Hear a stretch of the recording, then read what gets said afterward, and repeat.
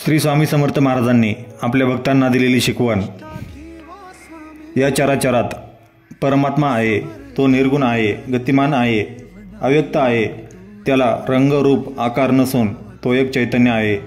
सर्वच साधक त्याला जाणू शकत नाहीत, म्हणून तोच प्रत्येक जीवमात्राच्या शरीरात प्रवेश करून संपूर्ण सृष्टी चालवतो। सगुण हे दृश्य रूप आहे, त्यामुळे तो जे ब्रह्मांड आहे तेच आपल्या पिंडात आहे हे अंतरचक्षुंनी पाहू शकतो। बद्ध, मुमुक्षु, साधक या वर्गासाठी देवाचे माध्यम सगुण आहे, तर सिद्धांसाठी तो निर्गुण आहे। यासाठी संत ज्ञानेश्वर महाराजांनी म्हटले आहे, तुझं सगुण म्हणो की निर्गुण रे, सगुण निर्गुण एक गोविंद रे। हिंदू धर्माला फार मोठी ग्रंथसंपदा लाभलेली आहे। 4 वेद, अथर्ववेद, सामवेद, यजुर्वेद आणि आयुर्वेद, तसेच 18 पुराणे, ब्रह्मपुराण, विष्णुपुराण, गरुड पुराण, वराह पुराण, मत्स्य पुराण, पद्मपुराण, कर्मपुराण, वामन पुराण, भविष्य पुराण, लिंग पुराण,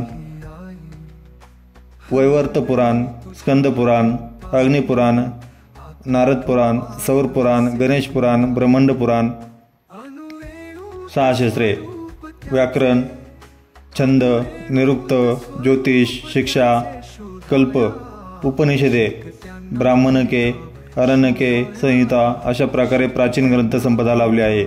सकाळी उठल्यावर पहिला श्वास परमेश्वराच्या नामस्मरणाने घ्या आणि संपूर्ण दिवसभर त्याच्यावर पूर्ण विश्वास ठेवून स्वकर्म पारदर्शी व निर्भयपणाने करावे।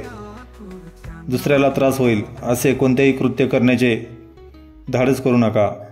परमेश्वराला साक्षीला ठेवून सद्विवेक बुद्धीने जे कर्म कराल त्या कर्माला परमेश्वर साक्षीला आहे।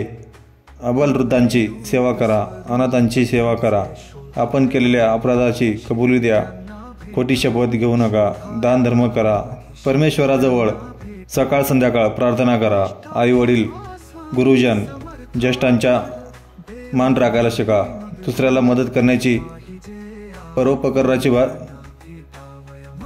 परोपकाराची वृत्ती ठेवा। जेवढं चांगलं कार्य आपल्याला करता येईल तेवढं करण्याचा प्रयत्न करा।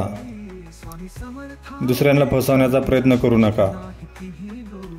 आपल्या भल्यासाठी दुसऱ्यांना फसवू नका।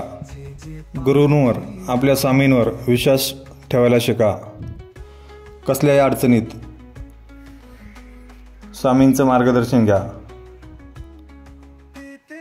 अनंत कोटी ब्रह्मांड नायक, राजाधिराज योगीराज, अक्कलकोट निवासी श्री स्वामी समर्थ महाराज की जय। जय जय श्री स्वामी समर्थ महाराज।